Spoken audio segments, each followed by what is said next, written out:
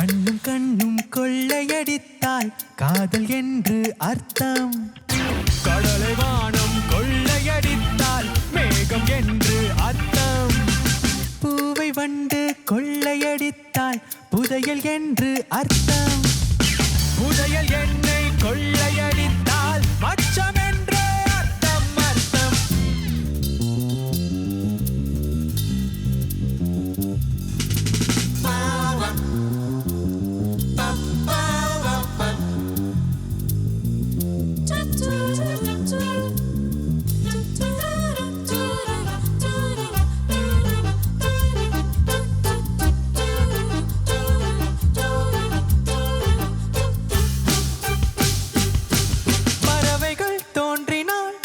நதிகள் பக்கம் என்று அர்த்தம்.